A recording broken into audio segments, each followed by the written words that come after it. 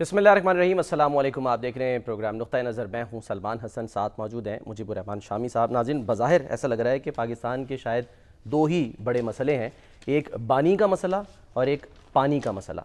बानी का मसला रिहाई है और पानी के मसले पे फ़िलहाल दुहाई है, और ये दुहाई जो है आज हमने देखा ये सेनेट तक पहुँच गई है। वज़ीर आला सिंध भी आज खूब गरजे बरसे हैं, दो टोक उन्होंने बात कर दी है। ऐसा क्यों हो रहा है, ये मामला कहाँ जाकर रुकेगा, इस पर भी हम बात करेंगे। लेकिन पहले ज़रा बानी के मसले पर भी बात कर लेते हैं, क्योंकि आज मुलाकातों का दिन था बानी पीटीआई से, और रिहाई के मामले पर कोशिशें जो की जा रही हैं उसमें बहनें भी मुलाकात करना चाहती हैं, उनका हक़ है, और दूसरी तरफ जो वकला हैं वो भी मुलाकात के लिए जाना चाहते हैं। लेकिन होता यह है कि मुलाकात के लिए उन लोगों को मिलने की इजाज़त मिल जाती है जिनका नाम लिस्ट में नहीं होता, जो पाकिस्तान तहरीक इंसाफ प्रोवाइड करती है। ऐसा क्यों हो रहा है और क्या वजह बनी? तो अलीमा खान साहिबा जो आज मुलाकात नहीं कर सकीं, क्या वजह बनी, उन्होंने क्या कहा बाहर मीडिया से गुफ्तगू में, पहले वो सुनते हैं। शामी साहब, बहनें जो हैं वो नौहा कुना हैं, आज तीनों बहनें वहाँ पर मौजूद थीं, दो को इजाज़त भी मिल गई अलीमा खान माइनस करके, और उनको कहा गया कि आप चली भी जाएं। वो काफ़ी देर तक जो है वो मामलात होते रहे कि जी दस्तावेज़ जो हैं वो दिए जा रहे हैं, लेकिन उसके बावजूद अंदर उनको नहीं जाने दिया। ये आखिर हो क्या रहा है, बहनों से क्यों नहीं मिलने दिया जा रहा? एक तो खबर ये आई थी ना कि नौरीन नियाजी साहबा जो हैं जी, हमारे हफीजुल्लाह नियाजी साहब की अहलिया जी जी, और हसानुल्लाह नियाजी साहब की वालिदा, वालदा, उनको भी रोक लिया गया है, और तीसरी बहन जो है उसको इजाज़त मिल गई, लेकिन फिर वो भी नहीं मिल सकती, वो भी नहीं मिली। अभी तो लगता है कोई नफसियाती जंग जो है बस वो लड़ी जा रही है। अच्छा, हुकूमत या इंतज़ामिया जो भी है वो उनको आसाब जो हैं उनको मसलसल करना चाहती है अच्छा, और जिस्ट करना चाहती है। और तो कोई, अब देखें ना, फैसल चौधरी साहब जो हैं वो आज भी मिल लिए हैं जाके। उनका नाम नहीं था लिस्ट में हालांकि। आप उनके साथ 2-3 वकील और थे, ना उनका नाम फहरिस्त में था, ना वो किसी मुकदमे में उनके वकील हैं, यानी ना वो उनके रिश्तेदार हैं, ना किसी मुकदमे में उनकी तरफ से पेश हो रहे हैं। इसके बावजूद उनको इजाज़त मिल गई। अब पता नहीं क्या गिद्दर संगी है उनके पास। अब ये थोड़ी देर में आ रहे हैं हमारे साथ, तो उनसे पूछ भी लेंगे ज़रा। तो हमारी अलीमा खान को भी चाहिए तो उनसे मालूम कर ले भाई क्या तरीका है मुलाकात करने का। लेकिन एक बात बड़ी वाज़ेह है कि जो इमरान खान है वो जिसको चाहते हैं उसको मिल लेते हैं। अच्छा, अब ये तो नहीं हो सकता ना कि एक शख्स को ना मिलना चाहे वो उनसे मुलाकात कर ले।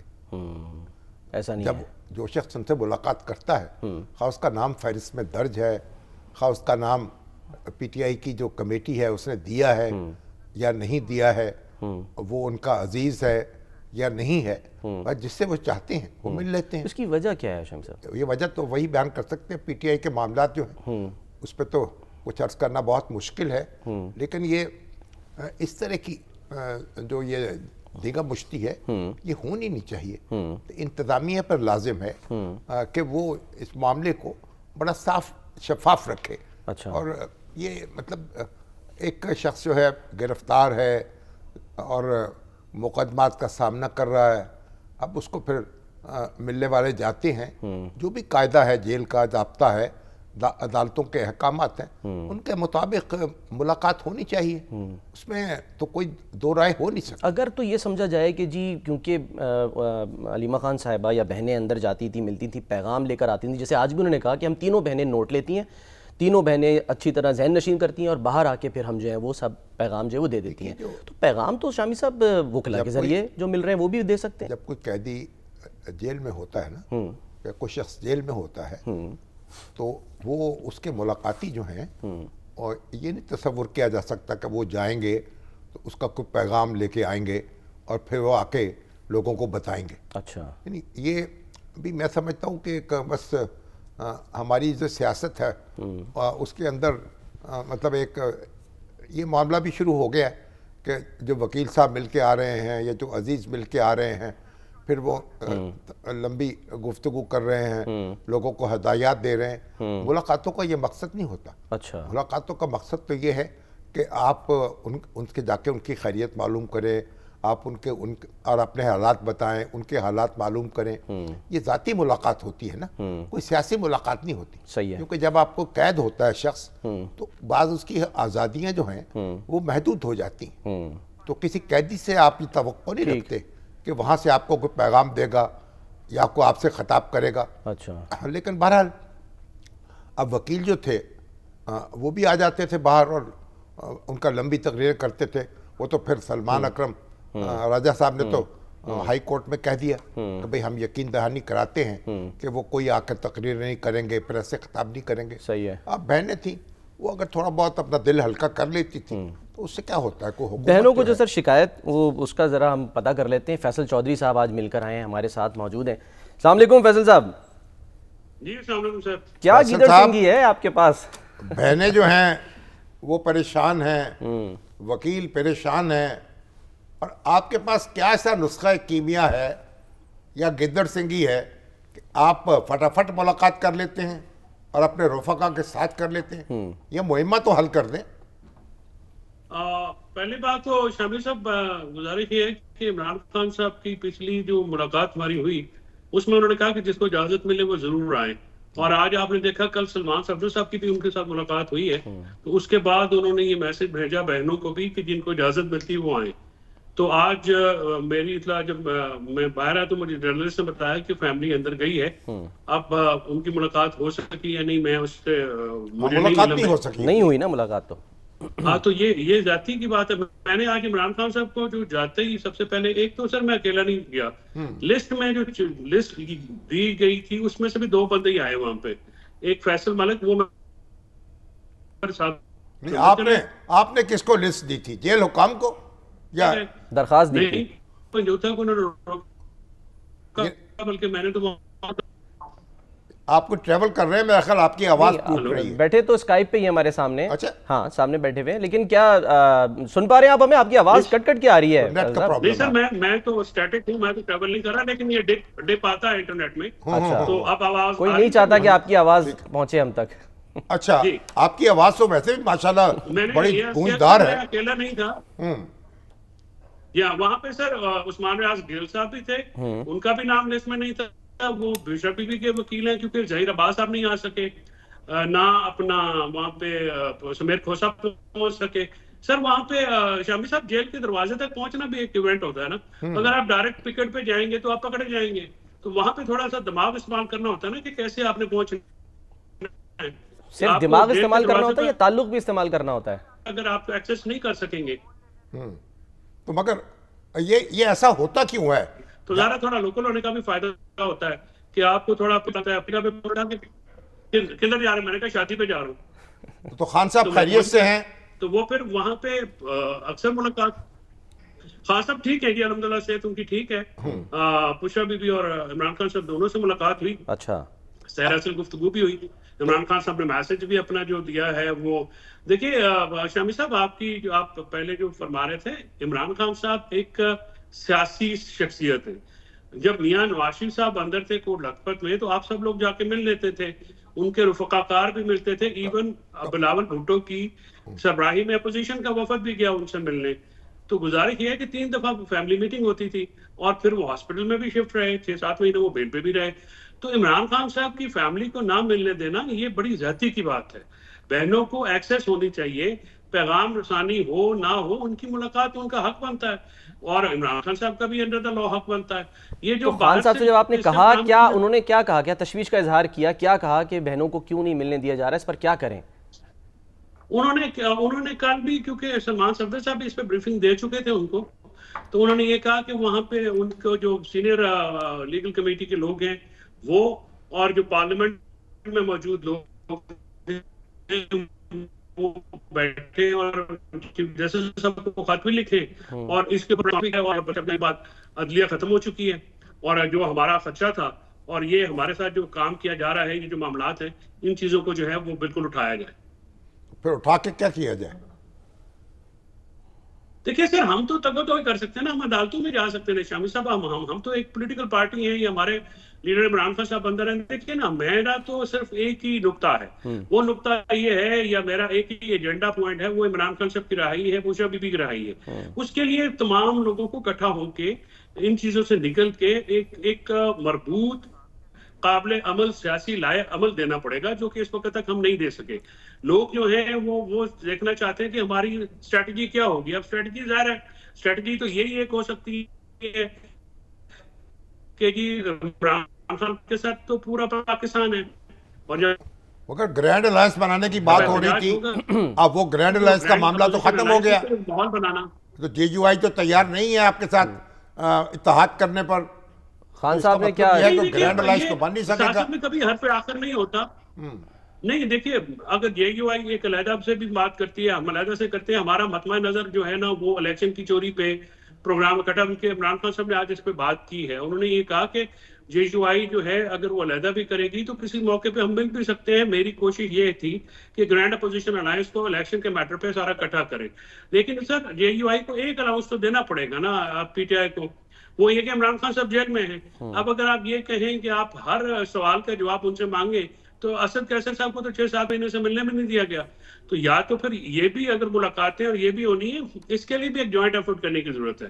تو تھوڑا سا یہ انڈلجنس ہوتی ہے، یہ دوبارہ انڈلج ہو جائیں گے، دوبارہ جو ہے معاملات کو انگیج کیا جا سکتا ہے. مولانا صاحب اور سیاست میں کوئی حرف آخر تو ہوتا نہیں ہے، لہٰذا یہ چیزیں جو ہیں وہ ہوتی رہتی ہیں اور ہوں گی بھی انشاءاللہ. دیکھیں گرینڈ الائنس کی بات تو الگ ہے، آپ کی تو اپنی پارٹی میں جوتوں میں دال بٹ رہی ہے، کوئی کچھ کہہ رہا ہے، کوئی کچھ کہہ رہا ہے. تو خان صاحب نے اس کا کوئی نوٹس نہیں لیا کہ اس کا کوئی کس طریقے سے اپنے پارٹی کے لوگوں کو قابو کر سکتے ہیں یا ان کو کسی ڈسپلن کا پابند بنا سکتے ہیں؟ دیکھیے یہ تو پھر تھوڑا پارٹی کے لوگوں کو بھی خیال کرنا چاہیے نا. اگر عمران خان صاحب اندر ہیں تو ان کو نہیں باہر یہ گفتگو دے کے تاثر دینا چاہیے. میں وہی تو کہہ رہا ہوں، اس سے جو اصل ایجنڈا ہے عمران خان صاحب کی رہائی، اس سے توجہ ہٹ جاتی ہے. تو اگر آپ آپس میں جو ہے وہ کھینچا تانی شروع کریں گے تو اس سے جماعت کا بھی تاثر ٹھیک نہیں جاتا. تو جو لیڈرشپ ہے ان کو تھوڑا سا اپنے رویوں کے اوپر ایک تو اپنی جو انا ہے نا اس کو بھی نیچے رکھنا. دیکھیے سیاست میں سب کو ساتھ لے کے چلنا ہوتا ہے. اب کوئی جو ہے اتنی بڑی انا کا تو مالک ہو نہیں سکتا کسی بھی پولیٹیکل پارٹی پہ کہ وہ اکیلا چلے. اکیلا چلنے والا شخص تو قابل قبول نہیں ہوتا. پولیٹیکل پارٹیز میں تو شامل سب ہر قسم کے لوگ ہوتے ہیں، ان کو ساتھ لے کے چلنا ہوتا ہے، مطمع نظر ہوتا ہے، مختلف قسم کی چیز ہوتی ہے. تو یہ ساری چیز کو جو ہے سلسلہ وہ کرنا پڑتا ہے. اب کیا ڈیسائیڈ ہوا؟ عید کے بعد کہا جا رہا تھا نا کہ تحریک ہوگی، چلے گرینڈ لائن صحیح بنا، لال جھنڈی دکھا دی مولانا صاحب نے. تو اب اپنے طور پہ پاکستان تحریک انصاف کیا کرے گی؟ کوئی احتجاج کرے گی، کوئی تحریک شروع کرے گی، یا بس سب کچھ جو ہے وہ ٹھنڈا ہو گیا معاملہ؟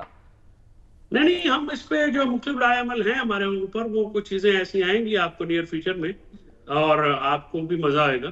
تو پالیٹکس جو ہے وہ روزانہ ایک نیا دن ہوتا ہے، نئی پالیسی ہوتی ہے، نئی چیز ہوتی ہے. تو انشاءاللہ اب تک تو کوئی نیا دن نہیں آیا، اب تک تو کوئی پالیسی کامیاب بظاہر جو آپ کے جو مخالفین ہیں وہ یہ کہہ رہے ہیں کہ کامیاب ہو ہی نہیں رہی ہے. آپ دیکھ لیں معیشت جو ہے وہ پیروں پر کھڑی ہے، ٹیکسٹائل جو ہے وہ اپنی بلند ترین سطح پر پہنچ گئی ہے، وزیر اعظم دورے کر رہے ہیں اور آرمی چیف کی آنکھ کا وہ تارا ہیں. تو پھر اس وقت ایسا کیا ہو رہا ہے جس کے خلاف پھر آپ باہر نکلیں گے سوائے ایک رہائی کے معاملے کو؟ سلمان صاحب پہلے تو میں آپ کی بسادہ احترام آپ کی ہر بات سے ڈفر کرتا ہوں.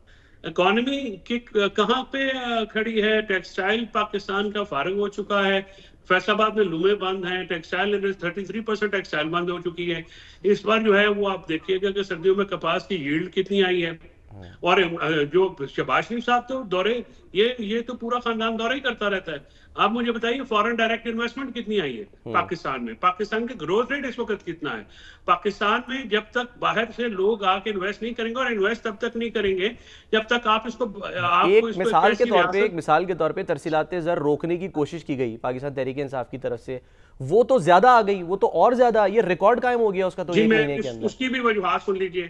اب کیا ترسیلات زر کے علاوہ جب تک آپ جو ہیں وہ اپنا باہر نہیں آئیں گے، جب تک آپ فورن ڈائریکٹ انویسٹمنٹ نہیں آئے گی، تب تک ترسیلات زر کیا ہو اور کیوں زیادہ آ رہے ہیں؟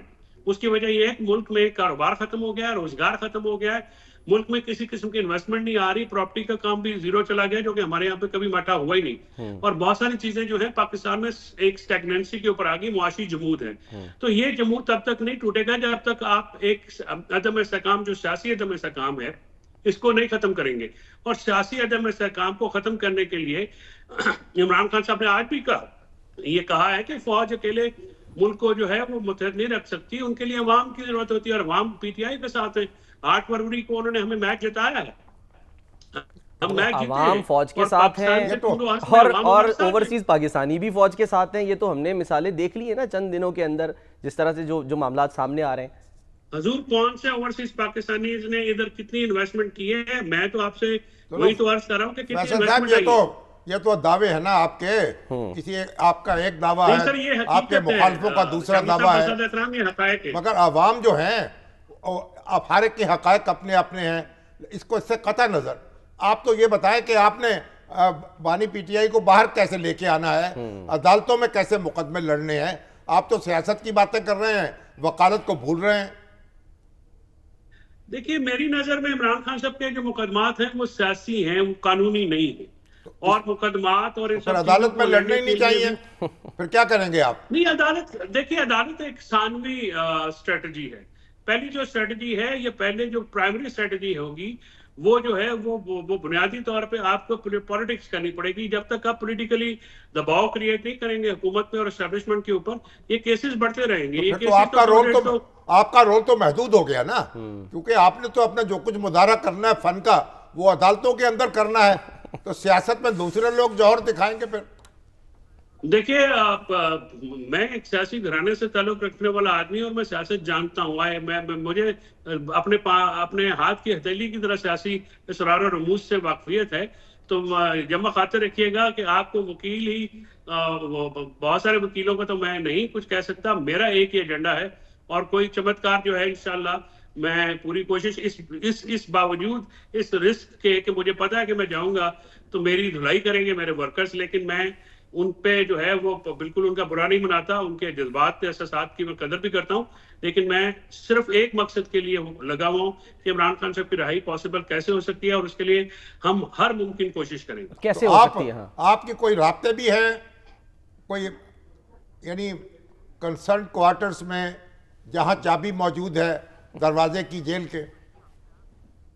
دیکھیے پہلے تو فی الحال ہمیں وہ دروازے تک پہنچنے کے لیے بھی ایک زینہ چاہیے نا۔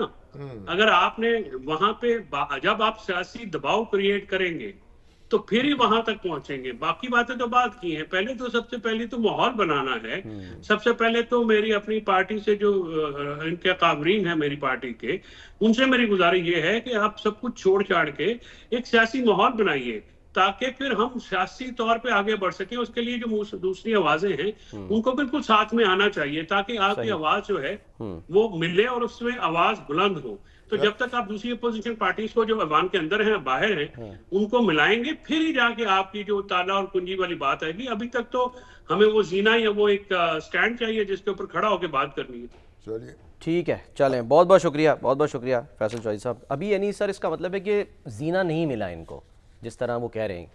وکیل کہہ رہے ہیں سیاست کے میدان میں فیصلہ ہوگا، سیاست والے کہہ رہے ہیں وکالت کے میدان میں، عدالت کے میدان میں فیصلہ ہوگا۔ اصل فیصلہ کہاں ہوگا پھر؟ دو ملاؤں میں مرغی حرام ہو رہی ہے۔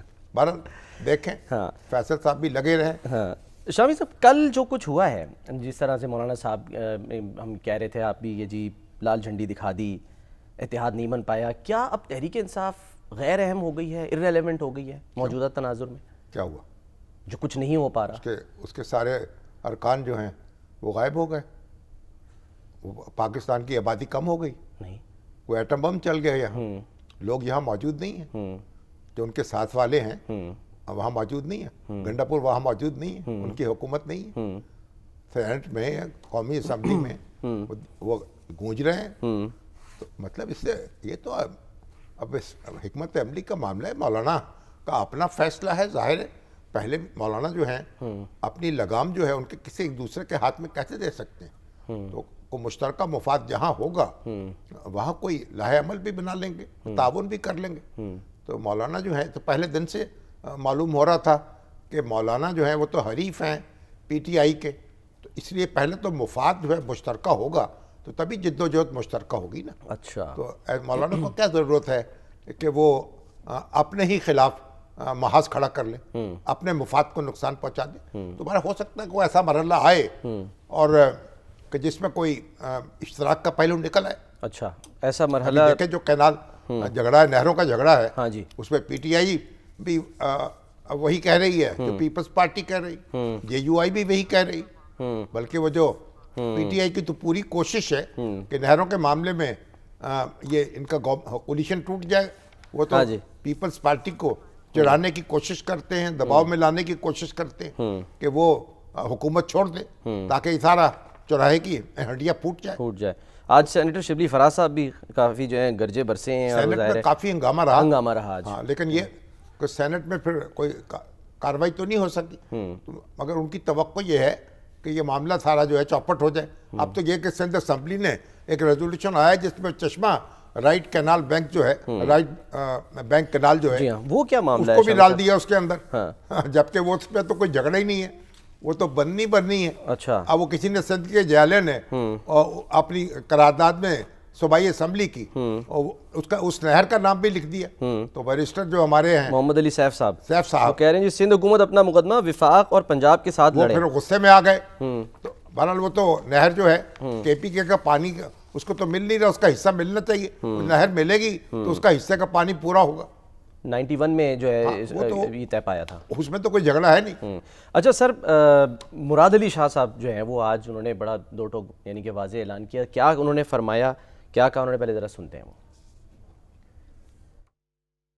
کنال کے پروجیکٹس کو سندھ حکومت، پاکستان پیپلز پارٹی سندھ کے لوگوں کی طاقت کی وجہ سے، پاکستان کے لوگوں کی طاقت کی وجہ سے کبھی بننے نہیں دے. لیکن اس بات پہ میں خوش ہوں کہ انہوں نے اس کو ابھی تک ختم کیوں نہیں کیا. کہ ایک ہی کاز ہے ہمارا، ان کنالز کو روکنا ہے. اس لیے کیوں روکنا ہے؟ اس نہیں کہ پسند نہیں ہے کنال روکنا، اس لیے کہ یہ اس ملک کی بہتری کے لیے نہیں ہے. ہم دوسرے صوبے اپر رائپیرین جو ہے اس سے ناخوش ہیں کہ انہوں نے یہ بدگمانی پیدا کی کہ خامخواہ کے افتتاح دکھا کے، جو کہ افتتاح بھی نہیں تھے. وہ پتہ چل گیا سب کو کہ افتتاح بھی وہ نہیں تھے. پروجیکٹ کا اپروول ایکنک میں نومبر سے رکا ہوا ہے، ایکنک نے اپروو نہیں کیا. وزیر اعظم صاحب سے اور میاں محمد نواز شریف صاحب سے ہمیں ڈائریکشنز آئی ہیں کہ آپ انگیج کریں. ہم نے اسی وقت اس کو ویلکم کیا. اور میں وفاقی حکومت سے یہ ضرور کہوں گا کہ چیزیں درست نہیں ہیں اس وقت، انہیں جلد ایکشن لینا، احتجاج کریں، ضرور کریں، لیکن جو لوگوں کو تکلیف آ رہی ہے اس کا بھی تھوڑا سا خیال کریں. پنجاب حکومت نے پچھلے سال بھی نہیں خریدی، اس سال بھی نہیں خریدی، اسکیمیں اناؤنس کر رہی ہے. جب شہباز شریف صاحب نے ہدایت دی تھی، رانا ثناء اللہ نے 2 دفعہ رابطہ کر لیا شرجیل انعام میمن صاحب سے، بات چیت شروع ہو گئی کہ اچھا جی ٹھیک ہے کمیٹی بنا کے ہم فیصلہ کریں گے. پھر سر آج دوبارہ سے اتنا سخت بیان، اس کی کیا وجہ ہے؟ کیوں زندگی موت کا مسئلہ ہے؟ کانفرنس جماتے ہیں اور وہ ہنگامہ اٹھائے ہوئے ہیں. وکیل جو ہیں وکلا کیا کہتے ہیں، بیگانے کی شادی میں عبداللہ دیوانہ، بیگانی شادی میں عبداللہ دیوانہ. اب وکیلوں کا کیا تعلق ہے اس بات سے کہ نہر بن رہی ہے کہ نہیں بن رہی؟ سائلین پریشان ہو رہے ہیں، مقدمے لڑیں، وہ لوگوں کو وہیں چھوڑ کے دھرنا دے کے بیٹھے ہوئے ہیں. تو اس سے دیکھیں ایک جذباتی فضا پیدا ہو گئی ہے. تو پیپلز پارٹی جو ہے وہ بھی ظاہر ہے کہ جذبات سے کھیل رہی ہے. اپنی کانسٹیٹوئنسی جو ہے اس میں اپنا اعتماد برقرار رکھنا چاہتی ہے. سر جب پیپلز پارٹی احتجاج کر رہی ہے اور ہر فورم پہ یہ بات کرنے کی کوشش کر رہی ہے، تو پھر وکلا ہوں یا قوم پرست جماعتیں ہوں، ان کو کس چیز کا یعنی کہ خدشہ ہے کہ وہ خود احتجاج کر رہے ہیں؟ وہ اپنی سیاست کر رہے ہیں، وہ اپنی سیاست کر رہے ہیں، وہ اپنی طاقت میں اضافہ کر رہے ہیں. وہ سمجھتے ہیں پیپلز پارٹی کو ہم دباؤ میں لا رہے ہیں تو ہمارے ووٹ بڑھ جائیں گے 4. تو یہ ہر ایک سیاست کا کھیل ہے. اور مگر اس میں تو بڑی دلچسپ، اب یہ اس کا ایک اور فائدہ تو ہوا ہے نا حکومت کو. وہ کیا کہ پی ٹی آئی جو ہے وہ یعنی بیک پیج پہ چلی گئی ہے. اچھا، فرنٹ پیج پہ پیپلز پارٹی ہے اور مسلم لیگ نون ہے.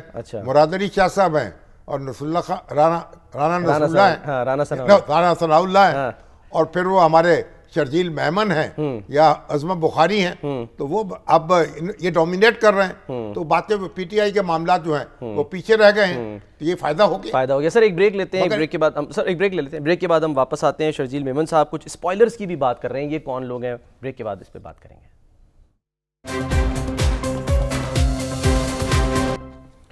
ویلکم بیک جی. شرجیل انعام میمن صاحب اس نہری پانی کے مسئلے کو لے کر فرماتے ہیں کہ جی کچھ اسپوائلرز ہیں، کچھ لوگ ہیں اسپوائلرز ہیں جو کہ اس مسئلے کو حل نہیں ہونے دینا چاہتے. وہ کیا کہہ رہے ہیں ذرا وہ سنتے ہیں.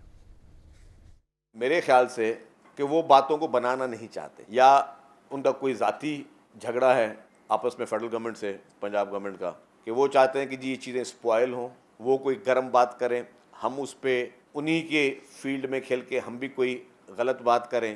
وہ چاہتے ہیں کہ جی ایسے پیپلز پارٹی یا پی ایم ایل این میں اس حد تک حالات خراب ہوں کہ باتیں کہیں اور نیچ پہ جائیں. تو میں چاہتا ہوں، اپیل کروں گا پرائم منسٹر صاحب سے، اور میں اپیل کروں گا میاں نواز شریف صاحب سے، میں ان دونوں لیڈران سے اپیل کروں گا کہ جو آپ کی ہیں باقی یہ کچھ اسپوائلرز، ان کو بڑے مؤدبانہ الفاظ میں ان کو سمجھائیں. اور اگر یہی روش رہی اور پھر ہماری طرف سے بھی اگر شعلہ بیانیاں ہوئیں تو باتیں بنیں گی نہیں. ہماری یہ التجا ہوگی, ہماری یہ گزارش ہوگی تمام پولیٹیکل پارٹیز سے یا باقی جتنی بھی آرگنائزیشنز احتجاج کر رہی ہیں کہ برائے مہربانی روڈوں کو بلاک نہ کریں, سڑکوں کو بلاک نہ کریں. جماعت میں اسپوائلرز موجود ہیں جو نہیں چاہتے. انہوں نے اشارہ کیا کہ جو پنجاب گورنمنٹ جو ہے اس میں اسپوائلرز موجود ہیں. ازما بخاری صاحبہ کی طرف تو نہیں اشارہ کر رہے. اگر وہ کہتے ہیں فیڈرل حکومت ختم ہو گئی تو پنجاب حکومت تو ختم نہیں ہوگی نا. بالکل, پنجاب حکومت تو وہیں کی وہیں رہے گی, اور فیڈرل حکومت ختم ہو جائے تو ان کا خیال ہے کہ پنجاب حکومت کو فائدہ ہوگا اس سے. وہ یہ کہہ رہے ہیں کہ شاید یہ آپس کا کوئی مسئلہ ہے, آپس کا پنجاب اور وفاق کا مسئلہ ہے, مگر سوال یہ ہے سیٹل کر رہے ہیں. وہ تو اپنی جگہ, یہ تو خیر فکر بازی اپنی جگہ ہوتی رہتی ہے. ازما بخاری صاحبہ کی سنیں وہ تو وہاں بھی ماشاءاللہ وہ بھی بہت تیز فکریں بولتی ہیں. لیکن شامی صاحب کو لگتا ہے وہ غلط بات کر رہی ہیں یا وہ درست بات کر رہی ہیں, خاص کر کسانوں کے معاملے کو لے کے کہ جی سندھ میں جو ہے تو آپ. بڑی دلچسپ بات یہ ہے کہ جو ایک کسان جو ہیں گندم اگاتے ہیں نا, سندھ میں بھی اگاتے ہیں. بالکل, وہ گندم جو پیدا ہوتی ہے پاکستان میں اس کا بڑا حصہ تو پنجاب میں پیدا ہوتا ہے, لیکن سندھ میں بھی پیدا ہوتی ہے. اور سندھ میں گندم پہلے کاٹ لی جاتی ہے پنجاب سے. اچھا, مگر سوال یہ سندھ میں بھی امدادی قیمت مقرر نہیں کی, جیسے پنجاب میں سندھ حکومت نے گندم نہیں خریدی.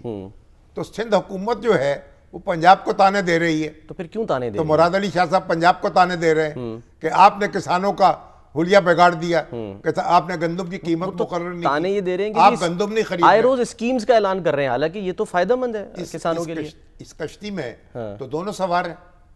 تو مراد علی شاہ صاحب نے خود بھی یہی کام کیا, لیکن وہاں کیونکہ کسان جو ہے وہ دیہی علاقہ زیادہ ہے اور بڑے بڑے زمیندار زیادہ ہیں, تو میرا خیال اس لیے وہاں کوئی اس طرح کا ہنگامہ نہیں ہے جس طرح پنجاب میں ہے. تو بہرحال کسانوں کا مسئلہ تو اپنی جگہ موجود ہے اور پنجاب حکومت نمٹنے کی کوشش کر رہی ہے, لیکن جو اس کے نقاد ہیں وہ تو کہتے ہیں کہ اس کا خمیازہ بھگتنا پڑے گا آئندہ, جب گندم جو ہے کم بوئی جائے گی, اس کی پیداوار کم ہوگی اور پھر اس کی درآمد پر ڈالر خرچ کرنے پڑیں گے تو تب پتہ چلے گا پنجاب حکومت کو. اچھا, اب یہ دعویٰ ہے پنجاب حکومت کہتی ہے کہ نہیں ہم ان کو امدادی رقوم دے رہے ہیں تاکہ وہ اپنی گندم جو ہے چھوٹے کسان جو ہیں اس کو روک لیں 4 مہینے تک, یعنی وہ فروخت نہ کریں تاکہ تھوڑی قیمت بہتر ہو جائے تو فروخت کریں. اب دیکھتے ہیں کیا ہوتا ہے. بہرحال شامی صاحب جو ابھی آج انہوں نے بات کی ہے کہ وزیر اعظم کو نتائج کا علم ہے, یعنی کہ وہ کہہ رہے ہیں کہ ان کو اچھی طرح سے پتہ ہے. آپ کو لگتا ہے اگر تحفظات دور نہ ہوئے تو معاملات اس نیچ پہ پہنچ سکتے ہیں کہ یا کسی موقع پہ سوچ سکتی ہے پیپلز پارٹی کہ علیحدہ ہو جائے اب اس کا حکومت سے؟ نہیں ہوگا. اچھا, پیپلز پارٹی وگرنہ تو منہ دکھانے کے قابل نہیں رہے گی نا. جو پیپلز پارٹی نے خود جس سطح پہ پہنچا دی ہیں جذبات معاملات, اور پیپلز پارٹی نے جس طرح کمٹمنٹ کی ہے تو اس کو حکومت تو چھوڑنی پڑے گی, حکومت برقرار نہیں رہ سکے گی. اور جب حکومت برقرار نہیں رہے گی تو پھر ظاہر ہے کوئی نئی حکومت تو بن نہیں پائے گی اس اسمبلی میں. کیونکہ پی ٹی آئی کا یا تو پی ٹی آئی کے ساتھ معاملہ ہو, پیپلز پارٹی کا, دونوں مل کے حکومت بنا لیں. اگر ان سے معاملہ بھی نہیں ہوگا, جو ہوتا نظر نہیں آ رہا, تو پھر تو قومی اسمبلی جو ہے اس کو تحلیل ہو جائے گی. تو جو مین اسٹیک ہولڈر ہیں وہ بھی تو اس معاملے کو دیکھ ہی رہیں گے, وہ تو کبھی بھی نہیں چاہیں گے کہ یہ جو اتنے اچھے گڈی معاملات چل رہے ہیں کبھی خراب ہو. مین اسٹیک ہولڈر کون ہے اور کون نہیں ہے یہ تو آپ کو پتا ہوگا. نہیں, انصار عباسی صاحب کو بھی پتہ ہے نا, وہ لکھتے رہتے ہیں. ہاں جی, انصار عباسی صاحب بھی لکھتے رہتے ہیں. عباسی صاحب سے معلوم کر لیں جا کے پھر. اچھا سر, اسٹیک ہولڈر عوام کو ہی سمجھتا ہوں. اچھا, اور سیاسی جماعتوں کو سمجھتا ہوں. اچھا, اور کوئی نہیں ہے.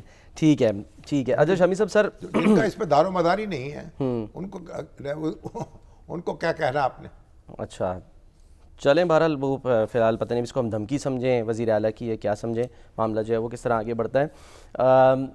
صوبائیت کا تاثر جو ہے وہ شامی صاحب دیا جاتا ہے. مثال کے طور پہ جب ہم اکثر بات کرتے ہیں کہ جی بلوچستان میں نشانہ بنایا جاتا ہے لوگوں کو, وہاں پہ پنجابی لوگوں کو, ہاں جی, تو یہ کہا جاتا ہے کہ جی پنجابی, ہاں جی, یعنی کے پی میں نشانہ بنایا جاتا ہے. کے پی کے لوگ بھی بعض اوقات نشانہ بن جاتے ہیں, لیکن زیادہ تر جو ٹارگٹ ہے تو پنجاب ہے اور سرائکی علاقہ ہے پنجاب کا. آج میں انوار اللہ کاکڑ صاحب جو کہ اس وقت دورے پر ہیں, کاکڑ صاحب آئے تھے جو ہمارے نگران وزیر اعظم ہیں, ہاں جی, انہوں نے پریس کانفرنس سے بھی خطاب کیا. جی ہاں, آج پریس کلب میں موجود تھے. ان سے کل سینئر جرنلسٹ تھے, آپ بھی موجود تھے, میں بھی موجود, تو کافی یعنی 3-4 घंटे तक उनसे तबादला ख्याल हुआ, हासिल गुफ्तगू हुई बलूचिस्तान के मसले पे। वो तो उनकी बड़ी क्लियर कट एक राय है, और आज से नहीं बरसों से है। मैं तो जब से यानी 12-14 साल से वो यही बात कहते चले आ रहे हैं। अच्छा। कि जहाँ जो लोग अलहदगी पसंद हैं और जिन्होंने हथियार उठाए हुए हैं और जो गरीब और मासूम लोगों को मार रहे हैं, उनसे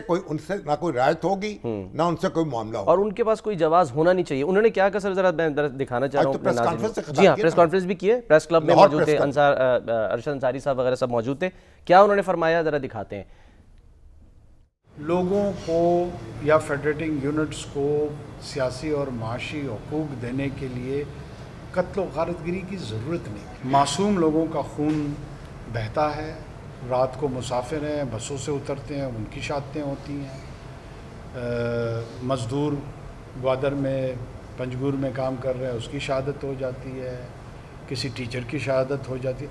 उस पर भी वो धरना देते, सदा बुलंद करते, ये नहीं कर रहे। ये पंजाबी मारे जा रहे हैं, पंजाबी मारे जा रहे हैं। नहीं, ये बिल्कुल ये ख़ता और गलती नहीं करनी है। पाकिस्तानी मारे जा रहे हैं, पंजाब सूबे में बसने वाले पाकिस्तानी कोयटा में मारे जा रहे हैं। खैबर पख्तूनख्वा सूबे के रहने वाले पाकिस्तानी कोयटा में मारे जा रहे हैं। मौक़िफ़ उनका एक ही है। उन्होंने मुवाज़ना भी किया। उन्होंने बताया कि जब पाकिस्तान कायम हुआ है तो बलूचिस्तान में कितने स्कूल थे, कितने कॉलेज थे, कितनी यूनिवर्सिटियां थी, कोई भी नहीं, और अब चंद स्कूल थे। और आज बलूचिस्तान के चप्पे चप्पे अब यूनिवर्सिटी नज़र आएगी, स्कूल नज़र आएंगे। आज ही मैं देख रहा था कि जो सर्जन्स एंड फिजिशियंस हैं, जो स्पेशलाइजेशन उनकी यानी कॉलेज है उनका, उसने आज डिग्रियां तकसीम की हैं। अच्छा। और बड़े तादाद में वहाँ जो फारगुत तहसील हुए हैं डॉक्टर बलूचिस्तान, अब देख कितने। तो ये हर वक्त ये रोते रहना, महरूमी का जो है वो एक राग लाते रहना कि जी महरूम है, और ना लोगों को जोग्राफिया का पता है, ना तारीख का पता है। अब हमारे यहाँ दोस्त आते हैं, कहते हैं ये 4 कौमों का वतन है पाकिस्तान। 4 कौमों का वतन तो होता तो फिर 4 वतन बनते। जब सब कॉन्टिनेंट तकसीम हुआ है और हिंदुस्तान और पाकिस्तान कायम हुए हैं, तो किस बुनियाद पर कायम हुए हैं? वो इस बात पर बुनियाद कि हिंदू एक कौम है, मुसलमान दूसरी कौम है, और जो मुस्लिम मेजॉरिटी के इलाके थे वहां पाकिस्तान कायम हो गए। तो ये 4 कौमें, अगर ये 4 कौमों का वतन होता या 5 कौमों का वतन होता तो ये कैसे? और पूरा वो यानी आप सारी तारीख ही गलत है। और बलूचिस्तान उस वक्त कहाँ था जब पाकिस्तान बना है? बलूचिस्तान एक बाद में 1970 ब्रिटिश बलूचिस्तान था। और उसके बाद तो कलात की रियासत थी, सही है, खारान था, मकरान था, लसबेला था, ये रियासतें थी। और इन रियासतों ने, खारान ने, मकरान ने, लसबेला ने पाकिस्तान के साथ इल्हाक कर लिया। और अगर ये रियासतें सारी पट्टी साहिली इनकी है और कलात जो है वो लैंड लॉक्ड है, तो वो खान कलात जो है फिर उन्होंने पाकिस्तान से इल्हाक किया। कोई चॉइस ही नहीं था। अच्छा। जो रियासतें थी उनके पास एक ही चॉइस था, या हिंदुस्तान के साथ मिल जाए या पाकिस्तान के साथ मिल जाए। सही। कोई रियासत आजाद नहीं रह सकती। तो उनको तो जाहिर है हिंदुस्तान से कैसे मिल सकते थे, बीच में तो पाकिस्तान मौजूद था। तो इसलिए वो भारत पाकिस्तान में शामिल हुए, यहाँ हम उनसे मिलते रहे, उनके ख्यालात से इस्तेफादा करते रहे, गवर्नर रहे बलूचिस्तान के, खान अहमद यार खान जो आखिरी खान है कलात के। ठीक है। तो ये अब नई कहानियां सुनाना, और ये जो गवादर है, गवादर बलूचिस्तान का हिस्सा कहाँ था? बिल्कुल, ये तो ओमान के पास था। हाँ जी, उससे ओमान से हुकूमत, वफाकी हुकूमत ने खरीदा। तो ये एक सारी तारीखी मुगालते हैं, और इनमें हम यहाँ बैठे हुए लोग, ये अब बुनियादी बात यह है, अगर आप अलहदगी चाहते हैं तो जो हथियार उठा रहे हैं तो आइए फिर मैदान में मुकाबला कर लें। वो यही कल फरमा रहे थे ना, शिकस्त दे देंगे तो ठीक है, बना लीजिए। कि हमें वो जो अपोलोजेटिक रवैया है उससे इज्तनाब करना होगा, डिसाइड करना होगा। हाँ। अभी हमारे अख्तर बैंगल साहब हैं, वो कह रहे थे कि जो सड़क चमन से और कराची तक जानी है, हाँ उसकी तामीर के लिए उन्होंने कहा ना कि हम पेट्रोल पे लेवी लगाइए, उसके वो देंगे 300 अरब रुपए फराहम करेंगे। वो कह लगे नहीं, चंदे से काम नहीं चलता। भाई जी, आप कंट्रीब्यूट कर रहे हैं, आपके लिए आपको हदिया कर रहे हैं, और आप इस तरह की गुफ्तगू कर रहे हैं, और आपको अपने जो आपके हक है आपका NFC का, वो आपको दिया जा रहा है। सही। तो आप हर वक्त जो है लोगों को धोखा देते हैं, اور مغالطے میں ڈالتے ہیں. آپ اپنی جو بات کرنی ہے آپ کریے, اس کے لیے جدوجہد کیجئے, مطالبے کیجئے, لیکن بندوق اٹھانے والوں کو نہ تحفظ دیجئے, نہ جو لوگ دوسرے معصوم لوگوں کو قتل کرتے ہیں ان کو تحفظ دیجئے. تو بڑی سیدھی بات ہے. تو انوار اللہ کاکڑ جو ہیں ان کو میں تو حقیقت یہ ہے, آپ ان سے اختلاف کریں یا اتفاق کریں, ان کی بات بالکل واضح ہے, دو ٹوک ہے. اور یہاں آ کے لاہور میں بھی انہوں نے جھنجھوڑا ہے جو پنجابی دانشوروں کو اور لاہور کے دانشوروں کو اور اسلام آباد کے دانشوروں کو. وہ آنکھیں کھولو, دیکھو تو صحیح. اور وہ یہ بھی کہہ رہے ہیں کہ ہاتھوں پہ خون لگا ہوا ہے. غلطیاں کی ہیں تو اعتراف کر لیں, اس کا کوئی بات نہیں ہے. اگر غلطیاں ہوئی ہیں اعتراف کریں گے تو پھر آگے ہوتی رہتی ہے. انسان بیمار بھی ہوتا ہے, تندرست بھی ہوتا ہے. دنیا کا ہر ملک ہے, اس میں غلطیاں بھی ہوتی ہیں, اس میں غلطیوں کی اصلاح بھی ہوتی. کون سا ملک ایسا ہے جہاں آپ یہ کہیں کہ وہاں کی لیڈرشپ سے کوئی غلطی نہیں ہوئی؟ بالکل ہر ملک میں ایسا ہو رہا ہے. بالکل انڈیا میں دیکھ لیجئے, امریکہ میں دیکھ لیجئے, اب ٹرمپ صاحب کیا کر رہے ہیں, اور ایک کے بعد ایک ان کی ریٹنگ گر رہی ہے. یونیورسٹیوں کا ناطقہ بند کر دیا, سروے آیا ہے وہ 43 سے 42%. ان کے اوپر مقدمہ کیا ہے اور فنڈ روکنے کے خلاف. آپ کے $2 ارب روک لیے, ہم نہیں دیں گے امداد آپ کو. $9 ارب جو ہے ہارورڈ یونیورسٹی کو پرووائڈ کرتی ہے سالانہ اس کے ریسرچ پروگراموں کے لیے. صحیح ہے. ان کا ہم روکیں کہ پوری فنڈنگ, اور $2 ارب روک لیے. اور دوسری یونیورسٹیاں جتنی امریکہ کی ٹاپ کی یونیورسٹیاں ہیں ان کے پیسے روک رہے ہیں, ان کو دھمکیاں دے رہے ہیں, کہیں ہمیں آپ اپنی پالیسی بتائیں ایڈمیشن کی, ہم آپ کا آڈٹ کرائیں گے. نصاب, بھرتیوں اور داخلوں کے ڈیٹا پر حکومت سے منظور شدہ آزاد آڈٹ کی اجازت ہے. دیکھیے یہ جو یونیورسٹیاں ہیں, جو ہارورڈ ہے اور دوسری یونیورسٹیز ہیں, یہ امریکہ کی بنیاد ہیں, امریکہ کی ترقی کی, اس کی تہذیب کی, اس کے تمدن کی. یہ ریسرچ ہے, یہاں ان کی ریسرچ ہے, آزاد ریسرچ. اس سے امریکہ کہاں تک پہنچا ہے. اور ٹیکنالوجی میں, ہیلتھ میں, میڈیسن میں, ایجوکیشن میں, مینجمنٹ میں, انہوں نے جو ایجادات کی ہیں اور اس نے امریکہ کو آسمان پہ پہنچایا ہے. اور ہارورڈ جو ہے وہ کہتے ہیں جی ہمارے سارے پروگرام متاثر ہو جائیں گے. کینسر ریسرچ رک جائے گی, بچوں کے کینسر پہ تحقیق ہو رہی ہے, وہ رک جائے گی. الزائمر جو یادداشت چلی جاتی ہے اس پہ تحقیق ہو رہی ہے, وہ رک جائے گی. تو آپ یہ سارا تماشا لگائے, ان کی ریٹنگ جو ہے گر رہی ہے. اب لوگ جو ہیں, اب لوگ اٹھ کر, یعنی ایک لحاظ سے لوگوں کے جذبات جو ہیں وہ متاثر ہو رہے ہیں. تو اب ٹرمپ وہاں, اب وہ غلطیاں ہو رہی ہیں, پریزیڈنٹ اب کر رہے ہیں, تو کیا کہہ رہے ہیں پھر. لیکن یعنی امریکہ کے لوگ جو ہیں وہ بندوق اٹھا لیں ٹرمپ کے خلاف, مسلح جدوجہد شروع کر دیں. یہاں بھی بھیج دیں یہ PLA کو. بھائی یہ بات یہ ہے, ہر ملک میں اور ہر معاشرے میں غلطیاں بھی ہوں گی, کوتاہیاں بھی ہوں گی, حماقتیں بھی ہوں گی, سازشیں بھی ہوں گی. اسی میں رہنا پڑے گا آپ کو, اور آپ کو اپنا راستہ نکالنا پڑے گا. صدق کے دل سے قبول کر کے اور آگے بڑھنے کا جو وہ راستہ نکالنا ہوگا. شامی صاحب ایک کتاب میرے خیال ہے کتاب میرے پاس ہے, یہ ہمارے دوست سید ارشاد احمد عارف صاحب بڑے نامور اخبار نویس ہیں, انہوں نے یہ مرتب کی رسول اللہ کا پیغام. اچھا. یہ وفاق عاشقان مصطفیٰ صلی اللہ علیہ وسلم کے نام. اچھا, ماشاءاللہ. زندگی کیسے گزاری. اچھا. یعنی اس میں حدیثیں اکٹھی کی ہیں. اچھا. جس سے آپ کو اپنی زندگی, اپنی گفتار, اپنے معاملات, اس پر آپ نظر کریں. اب ایک حدیث میں سناتا ہوں, اس کے بعد باقی غور کریں. مفلس کون ہے؟ رسول اللہ صلی اللہ علیہ وسلم آیا, صحابہ کیا تم جانتے ہو؟ صحابہ سے پوچھا مفلس کون ہے. اچھا.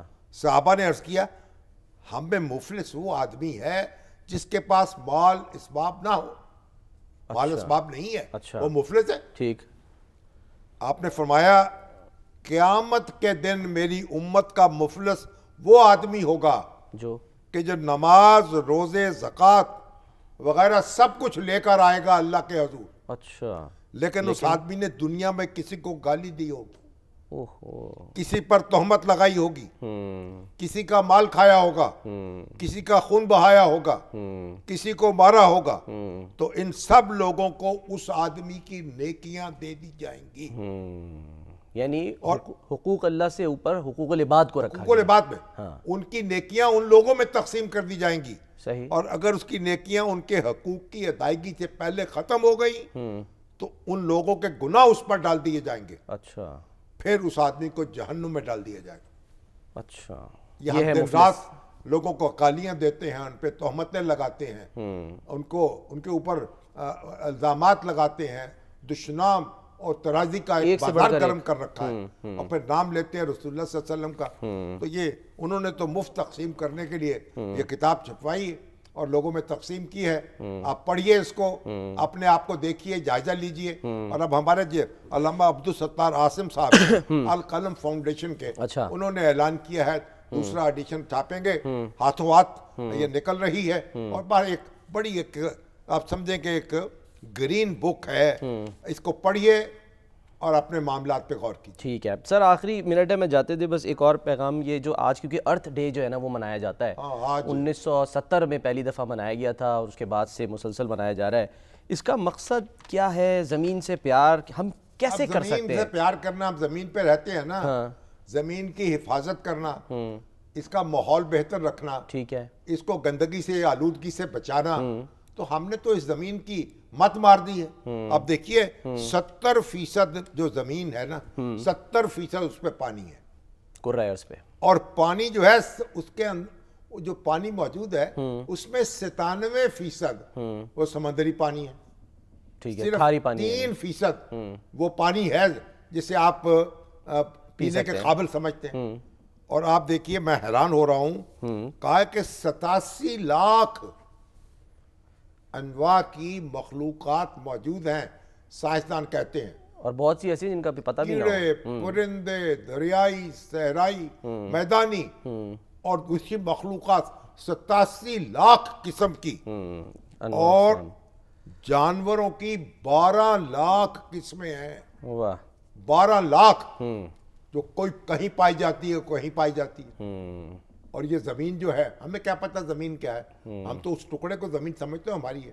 اور ہم نے کیا کیا ہے؟ پانی ضائع کر رہے ہیں، درخت کاٹ رہے ہیں، اس کا حلیہ بگاڑ رہے ہیں، تجاوزات بنا رہے ہیں. یعنی پاکستان جو ہے جس حالت میں ہمیں ملا تھا جب ہم آزاد ہوئے تھے، آج ہم نے اس کو ماحولیات کے اعتبار سے اس کو خراب کر دیا ہے. اگرچہ ہماری مریم اورنگزیب کوشش کر رہی ہیں سر، اورنگزیب صاحبہ وہ کہتی ہے کہ میں ماحولیات بہتر کر رہی ہوں. ٹھیک ہے، ان سے بھی بات کریں گے سر، کسی دن کرتے ہیں. لازمی بریک کا وقت ہو گیا ہے، بریک کے بعد واپس آتے ہیں.